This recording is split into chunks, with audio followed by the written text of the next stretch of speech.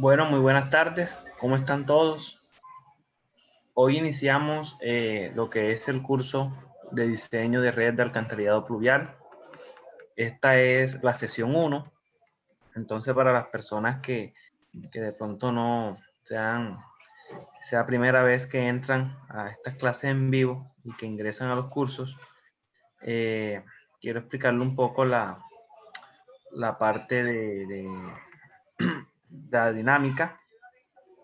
Y es, nosotros tenemos un Classroom donde está todos los videos grabados, está el paso a paso de la forma de diseñar, está por módulos y se complementan con unas clases en vivo que se dan de lunes a viernes, 1 hora diaria.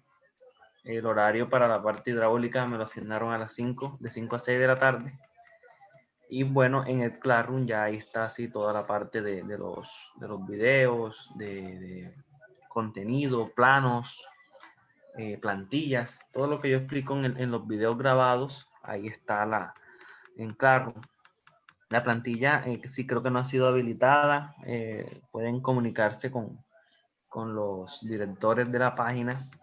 Ya pues yo espero enviar hoy el primer módulo hoy, ya posiblemente ya mañana pueden ingresar y ver ese primer módulo. Bueno, no siendo más, voy a compartir pantalla. Para los que no me conocen, me presento. Mi nombre es Neider José Campo Hernández. Soy ingeniero civil de profesión y especialista en recursos hídricos urbanos de la ciudad de la Universidad del Norte. Vamos a compartir pantalla. Entonces, me confirman por favor si ya ven mi pantalla, si ya ven lo que estoy proyectando. Sí, señor. Listo, muchas gracias. Entonces, vamos a iniciar. Bueno, el diseño de redes de alcantarillado pluvial. Los que estuvieron conmigo en el curso anterior, que es el diseño de redes de alcantarillado sanitario, se van a dar cuenta que existen algunas similitudes entre el proceso de diseño de aquel alcantarillado y este. Tienen cosas que se parecen, pero hay unas que son muy diferentes. Y ahí es donde radica la complejidad de estos diseños. Son diseños más complejos porque como veremos más adelante, se contempla un tipo de flujo que no es permanente, sino que tiene ciertas variaciones. Entonces ya ahí se trata de una forma diferente. El contenido de este curso es el siguiente. Vamos a tener 3 módulos, como lo hemos venido manejando en los demás cursos. Vamos a tener un primer módulo donde están las generalidades y vamos a ver la norma. Eso vamos a ver en esta clase. Vamos a analizar qué nos dice la norma para tenerlo en cuenta al momento de hacer los diseños. Luego que veamos todas las generalidades y veamos, aquí vamos a tener en cuenta también un pequeño apartado que es sumideros, y voy a explicar otro programa que es con un adicional, pero yo les voy a explicar cómo se descarga. Ahí en el video estará. Y pues mañana vamos a analizar acá en vivo ese programita. Y también les mostraré cómo pueden descargar ese programa. Y luego que ya veamos todas esas generalidades y veamos la parte normativa, pasamos a la parte del programa que nos va a ayudar a diseñar las redes, que es el EPASWIN. Este diseño de redes también es el mismo principio de manholes y colectores que se utiliza en la parte sanitaria. Y luego vamos a finalizar con los sistemas urbanos de drenaje sostenible. Es algo que se está incorporando en muchos países. En Colombia pues estamos un poquito en pañales todavía en estos sistemas, pero ya hay ciudades como Medellín que lo empezó a utilizar, y ahora que empezamos a ver la norma, ya vemos que la norma nos exige que los utilicemos. Entonces, ese último módulo es para ver cómo son, qué son, y vamos a ver también cómo se implementan en el programa. Entonces, empecemos revisando la norma. La norma que rige estos sistemas de alcantarillado pluvial es ERRA 0330-2017. Entonces vamos a ingresar a la norma y vamos viendo cuáles son los capítulos que nos interesan para el análisis de este tipo de red de alcantarillado.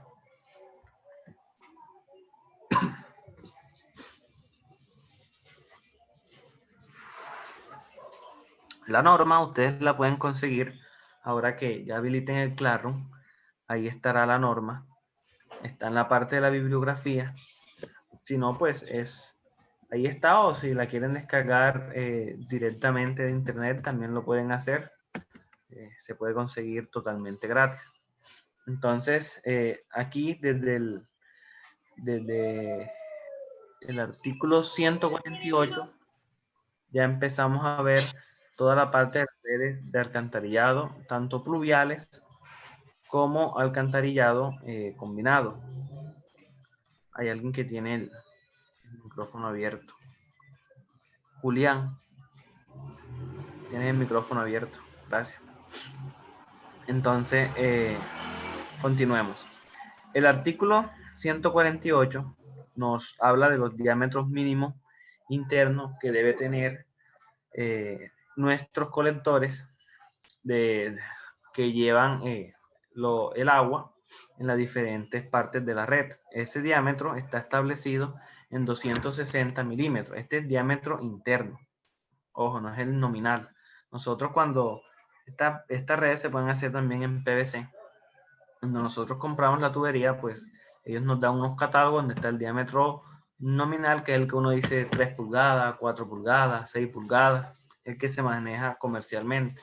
Pero para la parte de diseño nosotros no podemos diseñar con esos diámetros. Debemos ver en el catálogo cuál es el diámetro interno real de esa tubería. En el artículo 149 vemos cuál es el criterio de autolimpieza de los alcantarillados. Esto aplica tanto para pluviales como combinados.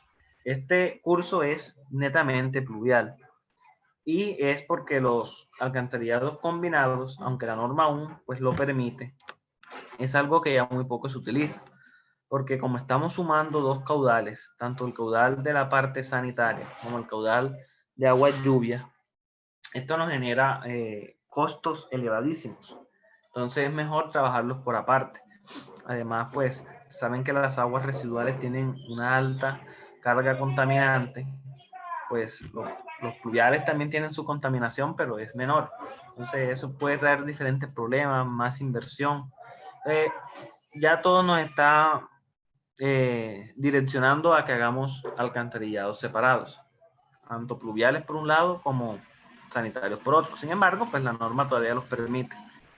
Para estos alcantarillados, el esfuerzo tractivo, que es, para ponerlo en términos más comunes, es como la fuerza de arrastre o la fuerza que tiene el fluido para poder transitar y poder llevar de pronto algunos sólidos en suspensión que pueda tener.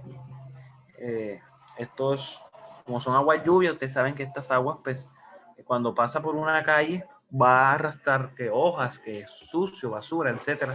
Entonces, por eso acá el esfuerzo tractivo es un poco alto. Si lo comparamos con el de alcantarillado sanitario, los que hicieron el curso conmigo saben que es de 1 pascal. O sea, es más o menos 0.104, más o menos da la conversión a kilogramos metro cuadrado. Y 2 pascales, la conversión es 0.204 kilogramos metro cuadrado. Es un poquito mayor por esa razón. La velocidad máxima es exactamente la misma que nos pone en el alcantarillado sanitario. No puede ser mayor a 5 metros por segundo, pero hay unos casos excepcionales donde podemos llevarla a 10 metros por segundo. Eso sí, hay que corroborar que esta velocidad, nosotros le preguntamos al fabricante cuál es la velocidad que puede llevar su tubería y si no es mayor a 10, pues se puede usar. Pero son unos casos excepcionales, pendientes altísimas, colectores con gran diámetro, que el porcentaje de esa área con esas velocidades sea limitada, etc. La relación máxima entre profundidad y diámetro de la tubería en los alcantarillados pluviales acá es del 93%. Este es la relación, el Q sobre Q. Vamos a explicarlo para los nuevos que no estuvieron en el curso de sanitario. Esa relación, yo tengo mi tubería.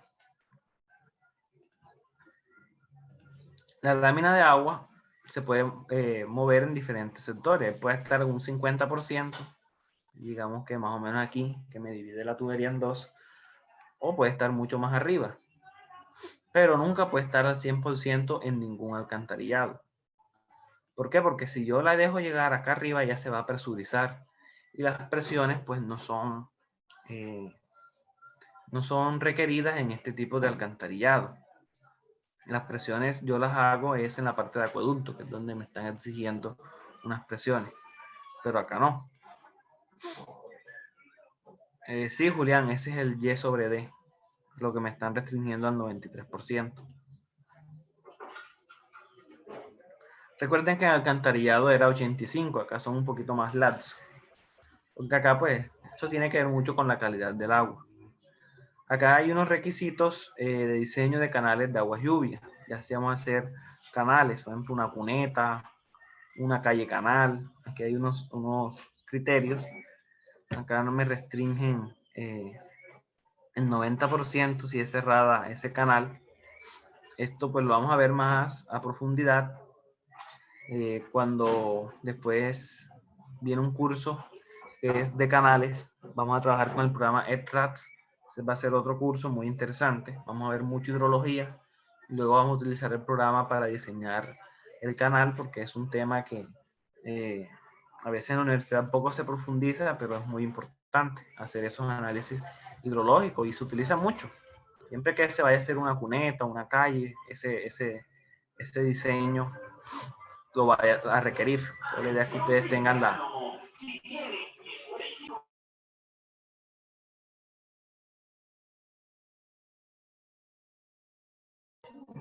Listo, aquí está pasando un anunciador. Bueno, continuemos. El sistema urbano de drenaje sostenible. Esto era lo que yo les comentaba que vamos a ver en el último módulo. Y aquí, mire, ya no me están restringiendo que tiene que ser un 25% del caudal pico del hidrograma. Esto lo vamos a ver con más detalles, pero digamos que el agua que yo estoy produciendo en una cuenca, en una ciudad, cuando tengo toda esa ciudad pavimentada, yo tengo que reducirla con algún método al 25%. Entonces, ahí es donde entran en juego los sistemas de urbano de drenaje sostenible. Ya vamos a entrar con más detalle en el último módulo en esta parte. Acá hay unos requisitos de conexión que son la parte de la longitud. Aquí está 120 metros, longitud máxima, o 300 metros en interceptores y emisarios finales. O sea, emisarios finales son las plantas de tratamiento de aguas residuales o, bueno, residuales no, de agua pluvial, o si vamos a entregar directamente a un cuerpo natural, puede ser un río, el mar, etcétera. Ese último conector no puede ser más de 300 metros. Y dentro de la cuenca, 120 metros. Pero estas longitudes pues, siempre son mucho menores, porque siempre en las esquinas hay manholes. Entonces, ahí va a haber manhole y va a haber un trazado que, o sea, entre esquina y esquina, pues es muy raro que haya 120 metros. Si no, pues se coloca un manhole intermedio. Aquí hay más especificaciones, ustedes las pueden leer con más calma. Pasamos aquí a lo que es el diámetro interno de la estructura. Aquí, es decir, el diámetro interno del manhole, que va a depender del tipo de tubería que nosotros estemos utilizando. Si tenemos diámetro entre 200 y 500, va a ser de 1.2 metros ese diámetro interno. Y acá hay muchas más recomendaciones, el diámetro interno mínimo, o sea, por donde ingresa la persona, lo mismo que en alcantarillado sanitario, de 60 centímetros. Todo eso está en la norma y los invito a que la puedan detallar. Los requisitos de la caída. Esto vamos a explicarlo. Esto en el curso pasado yo lo expliqué, pero entiendo que pueden haber personas que no tomaron el curso. las cámaras de caída es lo siguiente. Yo tengo un manhole.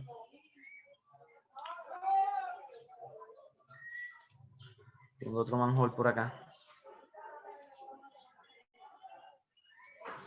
Resulta que él, pues, hay un tubo que los conecta, ¿cierto? Un colector. Y me conecta de esta forma. Y resulta que por acá llega otro manhole por esta parte que no se ve porque está en 2D. Y ese manhole llega más bajito. Eso hace que el tubo final, recuerden, a este manhole le pueden llegar N números de tubos, pero siempre debe salir un solo tubo. El flujo en este sentido. Entonces, cuando esta longitud de aquí entre un tubo y otro tubo de salida sea mayor a 75 centímetros, nosotros creamos una cámara de caída. Esa cámara de caída es simplemente un tubo que antes de llegar a ese punto final baja verticalmente y me lo lleva muy cerca del fondo. Entonces, de esta forma aquí ya el flujo aquí, este flujo que cae acá no va a caer, no va a haber una disipación de energía rústica, brusca, sino que es más gradual, de esta forma. Entonces eso es lo que nos está diciendo la norma en este apartado de aquí. Aquí nos dan unas consideraciones de cómo tiene que ser esa cámara de caída, que también depende del diámetro interno. Pero como ven, siempre es menor al diámetro interno de la tubería. Yo lo que hago es poner el mismo diámetro. También puede ser, pero también puedo optimizar el diseño colocando diámetros menores. Aquí vemos lo que son los requisitos de los sumideros. Eso vamos a verlo más adelante hoy, que son los sumideros. Ahí están los anchos de inundación. Con esto vamos a trabajar mucho mañana, cuando estemos trabajando en el programa, y en el video, pues en el módulo 1. Ya la parte final es esto. También podemos ver algunos requisitos de aliviaderos, aunque eso no lo vamos a ver. Sifones invertidos, toda esta parte, disipadores de energía, toda esta parte está en la norma que nos ayuda a complementar la parte del diseño de alcantarillado. Aquí hay unos requisitos, unas de bombeo. Esta parte de bombeo está en el curso de alcantarillado sanitario. Se explica cómo se bombean la parte de las aguas y aplica lo mismo para los pluviales. Vamos a seguir acá, después de hacer esa rápida revisión de la norma. Sigamos con las diapositivas. Y cómo se comporta el flujo. Resulta que en la norma nos dicen que nosotros debemos diseñar para flujos que son gradualmente variados y que no son permanentes. ¿Pero qué es eso? Entonces vamos a ver esta diapositiva de acá que nos clasifica los flujos. Entonces miren, los flujos son dos. Pueden existir dos tipos de flujos. Los flujos permanentes, que es el que yo me imagino que todo el mundo ha visto algo de ellos. Y dentro de esos flujos permanentes están los flujos uniformes. Entonces, ¿qué me quiere decir que es permanente?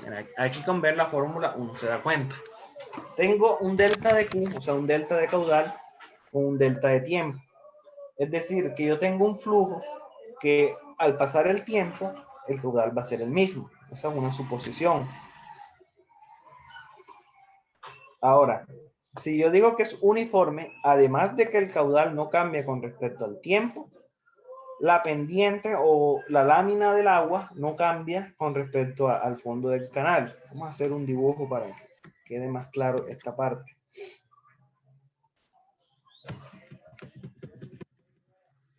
Resulta que yo tengo un canal, ¿cierto? O un tubo que sirve como canal, etc. Este es el canal, la línea negra.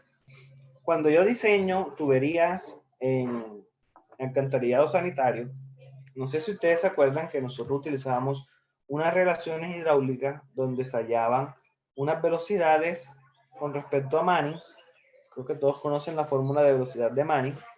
Y ahí pues diseñábamos. Pero implícitamente, implícito estaba que estábamos diciendo que el flujo se comportaba paralelamente con el fondo del canal. O sea, estaba ocurriendo esto que vemos en la imagen. Pero resulta que la norma nos dice, eso lo puedes aplicar para simplificar en la parte de alcantarillado sanitario.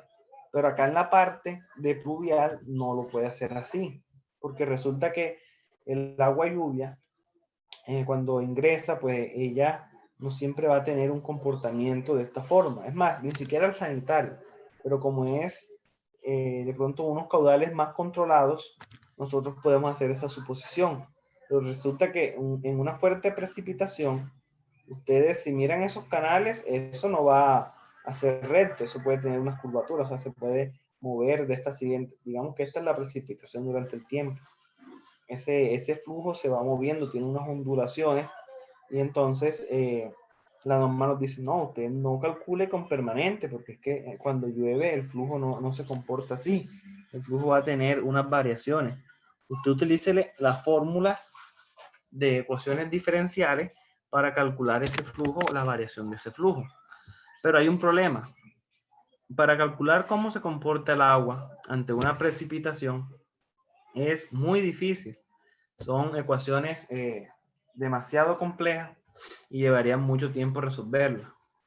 Pero bueno, ya hay muchos software que tienen implícito la parte de el flujo variado, y pues se vuelve mucho más sencillo hacer el cálculo. Lo que debemos hacer es tener pendiente que estos software tengan incorporado este tipo de flujo.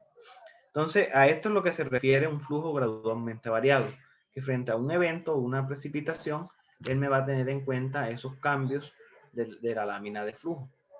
El flujo rápidamente variado es un flujo que ya es un poco más complejo, y hay software que los trabajan, pero más que todo se presentan cuando vamos a hacer análisis de desembocaduras de ríos. ¿Por qué? Porque aquí el mar va a tener un cambio en la marea. Entonces, este cambio me puede hacer que esa variación que yo les mostraba no sea tan variada, sino que sea una variación brusca. Entonces, ahí es otro análisis. Estos son temas de maestría. Los flujos no permanentes, ya no va a haber flujo uniforme, porque si el caudal cambia, la lámina no también va a cambiar, eso está implícito ahí. Pero sí lo puedo dividir en dos, en gradualmente variado y flujo rápidamente variado. O sea, es un flujo que me va cambiando el caudal y me va cambiando esa lámina de agua que yo les presentaba. La norma nos dice que trabajemos con con un flujo gradualmente variado. Pero bueno, no se preocupe, nosotros lo que debemos tener en cuenta es que nuestro programa tenga estas fórmulas incorporadas. Entonces vamos a necesitar la hidrología para poder convertir esas precipitaciones, ¿cierto? Porque acá nuestra red se alimenta de las lluvias. En la parte del alcantarillado se alimentaba de nuestras redes internas en casa. Acá se alimentan de la lluvia. Aquí es donde va a salir el agua. Entonces, nosotros podemos calcular la lluvia, sí, la podemos calcular, pero debemos transformarla con algún método, esa lluvia, en caudal. ¿Cómo se transforma? Existen dos métodos. Está el método racional, que lo vamos a utilizar para los sumideros, y el método NRSC, que es un método que implícitamente utiliza el programa. Este sí no lo vamos a ver tan explícito. Y ahí pues, si ustedes quieren profundizar, ya aquí tocaría como armar un seminario, armar una especialización, para que ustedes puedan ver a fondo cómo trabajan estos métodos. Pues aquí la idea es aprender a diseñar y ver cómo funciona el programa. Vamos a necesitar algo que de pronto ustedes tengan, no sé si las hayan escuchado, de pronto sí, que es las curvas IDF. No sé quién ha escuchado sobre estas curvas, qué sabe sobre estas curvas. Sí, sí las he escuchado. Ah, listo, Julián. Bueno, para aquellas personas que no la han escuchado o nunca han trabajado con ellas, estas curvas me representan un intervalo de intensidad y de duración. Si yo sé cuánto demora un evento de lluvia, una precipitación, yo puedo saber qué intensidad cayó. Eso depende de la zona. Aquí existen unos periodos de retorno que para poder, el concepto es un concepto un poco abstracto, pero el concepto más fácil que yo les podría decir es que tiene que ver con la probabilidad de que ocurra ese evento. Es decir, cuando yo trabajo con periodos de retorno de 100 años, es la probabilidad de que un evento grande de lluvia que haya ocurrido en ese tiempo vuelva a ocurrir. ¿Qué conlleva esto? Que ante periodos de retorno más grandes, pues más seguro va a ser mi red de alcantarillado, pero va a tener en cuenta unos gastos mayores. Entonces la norma en el RAS también está, eso está en los videos bien explicadito, unas tablas donde dependiendo la obra pluvial que vayamos a hacer, que prácticamente depende del área, yo puedo trabajar con 2, 5, 10, 25, 50 o 100 años de periodo de retorno. Lo importante es que ustedes sepan que a mayor el periodo de retorno, el evento es más grande, más segura es mi obra, pero más costosa va a ser.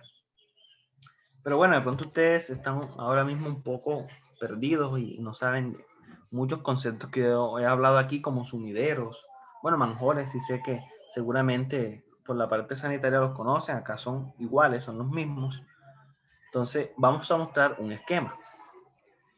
En este esquema de aquí podemos ver un esquema básico de una red pluvial. Ojo, las redes pluviales pueden ser de muchas formas. Por ejemplo, donde yo vivo no existen sumideros, simplemente se calculan las calles para que el agua transcurra por la calle, se diseña un bordillo y ahí se calcula cuánto es la altura de ese bordillo. Acá pues sí se trabajan con sumideros, esto se ve mucho en Barranquilla, por ejemplo, en Medellín, y es que el agua que corre por las calles llega a estos sumideros que son como unas rejillas, no sé si ustedes lo han visto, entra a unas tuberías y llega a un manhole. Ese manhole, pues por unos colectores o tuberías principales, lo lleva a otro manhole y ella en todas las calles se va alimentando de esta forma. Ahora, hay unos principios o unas localizaciones de estos sumideros que hay que tener en cuenta. Por ejemplo, aquí en las esquinas siempre hay que colocar dos sumideros. Uno aquí donde termina la calle, que va de norte a sur, y uno aquí donde termina la calle de este a oeste. Esto con el fin de que el agua aquí sea absorbida por estos sumideros y si una persona va a pasar en el paso peatonal, pues el agua esté, digamos que pasando por el sumidero y no genere una incomodidad para las personas. En las paradas de autobuses hay que colocar sumideros, en aguas abajo de los bulevares o islas, donde haya cambio de bombeo en las calles, ahí hay que colocar un sumidero, en parqueaderos, en puntos bajos de la vía donde se generen bateas. Aquí en este punto de la curva no se debe colocar el sumidero porque no estaría generando una eficiencia correcta. Y bueno, aquí les quería presentar este pequeño esquema como que para que en este punto ustedes se puedan ubicar un poquito mejor. Entonces, vamos a entrar a la parte de sistemas urbanos de drenaje sostenibles. Entonces, voy a hablar las generalidades para que ustedes también tengan un poquito de conocimiento y para qué sirve. Entonces, esta imagen es muy buena, es muy diciente. Y es que nosotros en las ciudades y en las partes rurales generamos escorrentías, es decir, cuando llueve generamos, digamos que unos caudales mayores, un tránsito de agua mayores porque intervenimos en el medio ambiente y pues esto es algo que los seres humanos siempre será la lucha de que contaminamos, pero es necesario. Entonces, pues sí, el progreso tiene que llegar, toca hacer pavimentación, pero entonces mitiguemos esa forma de construir. Pero, ¿qué pasa?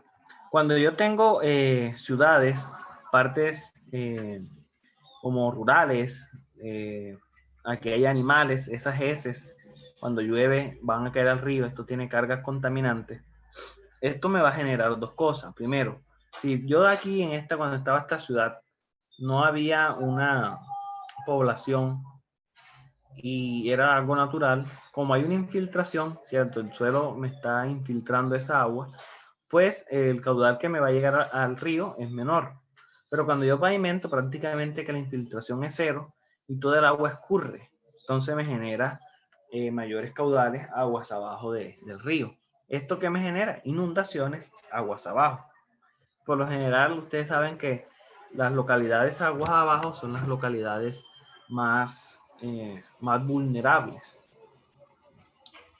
¿Qué pasa con las empresas? Las empresas también me generan unos caudales y con altas cargas contaminantes, quizás hasta más altas que las partes que no son centralizadas. Pero tienen algo que son puntos centrales o puntos en particular. O sea, ellas me tienen una tubería donde ahí me están generando el agua pluvial de dicha tubería o el agua de pronto que sobró de un proceso. Entonces, ¿qué puedo hacer yo?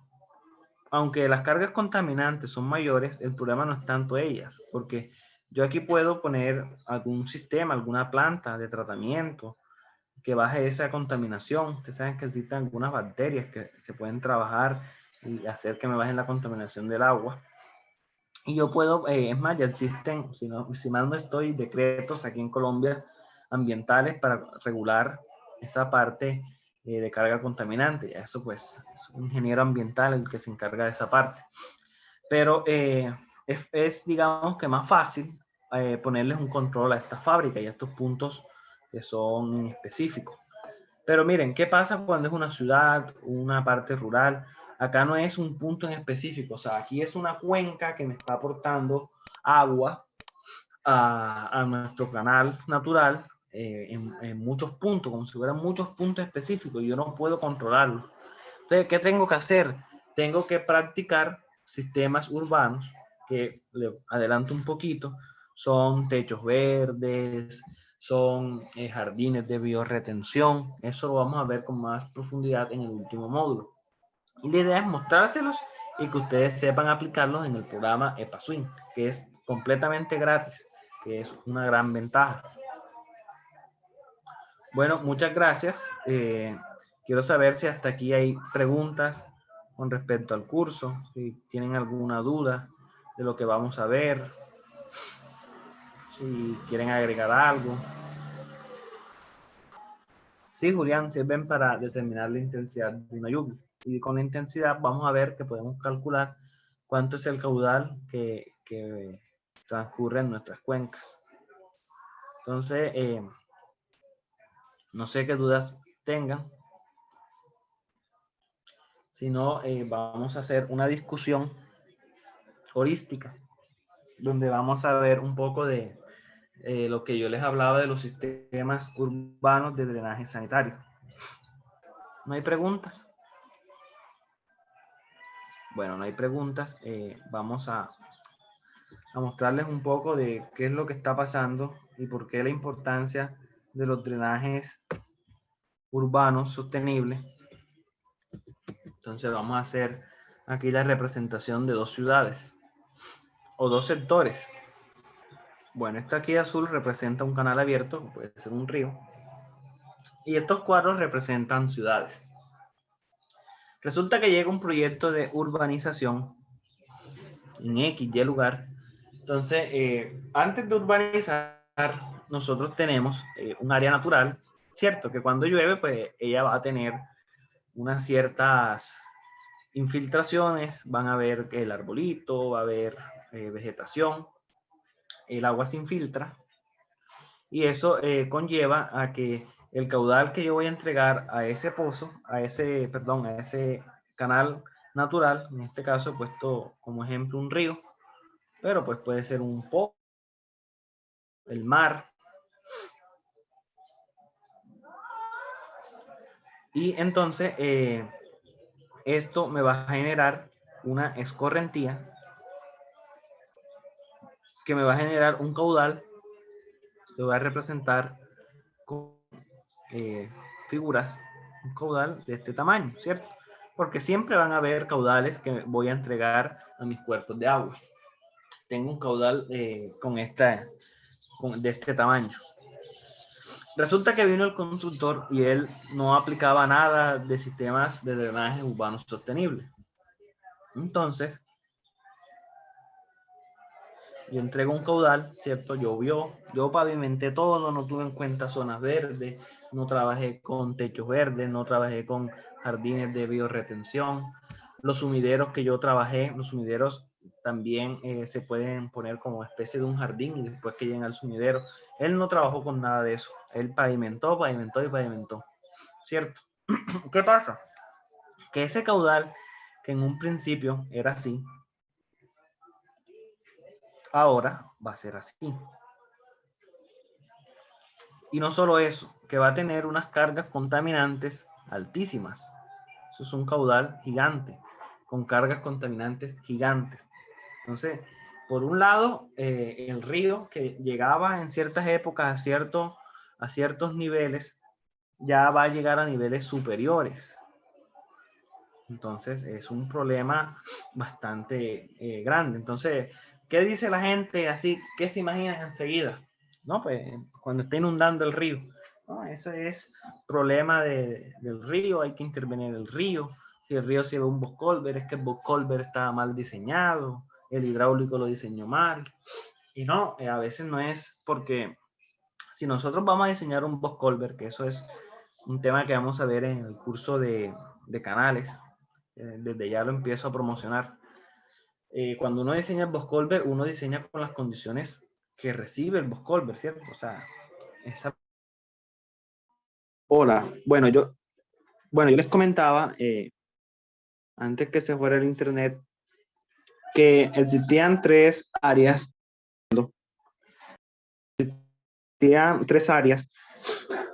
y existía una primera cuenca con un caudal pequeño.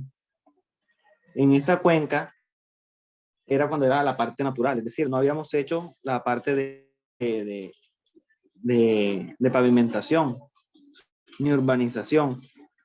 Luego urbanizamos, pavimentamos y no tenemos en cuenta los sistemas de drenaje urbano. Ese caudal se me amplía mucho, puede ser increíblemente hasta 10, 20 veces más. Luego faltaba un tercer cuadrito que era el que nos faltaba por estudiar, pero esto lo pueden encontrar en el video, en esta discusión holística, está en el primer módulo. ¿Qué pasa? Que yo puedo tener un caudal intermedio, es decir, no va a ser un caudal igual a cuando era natural, pues tampoco puedo pretender que con los sistemas de urbanos de drenaje yo voy a tener pues las condiciones naturales, esto es alguna quimera, un imposible, pero sí puedo trabajar y disminuir ese caudal máximo que yo le estoy produciendo en mi cuenca. Ya la norma, ya tenemos un valor que por norma me está diciendo, mire, trabaje con sistemas de drenaje urbano sostenible y redúzcame tan siquiera un 25% de cómo sería ese caudal en condiciones sin drenajes sostenibles. Entonces, ya ahí tenemos un punto de partida, pero podemos reducirlo aún, entre más se reduzca, pues mejor. Solamente que pues esto lleva unos costos adicionales que a veces los urbanizadores pues no le quieren prestar atención, pero las afectaciones se ven en la parte de las cargas contaminantes y la parte de inundaciones aguas abajo. Entonces, jóvenes, estamos finalizando y pues ya estamos finalizando y pues esta explicación la pueden complementar con los videos en Classroom. ¿Hasta aquí hay alguna pregunta de lo visto en esta primera sesión? Buenas tardes. Se va a hacer diseño de redes de agua y lluvias en edificaciones. Juliana Castro, hola, mucho gusto. Bueno, Juliana, te cuento que ya ese curso está, ya ese curso lo dimos. Las clases en vivo están grabadas en Classroom. Comunícate porfa con el director de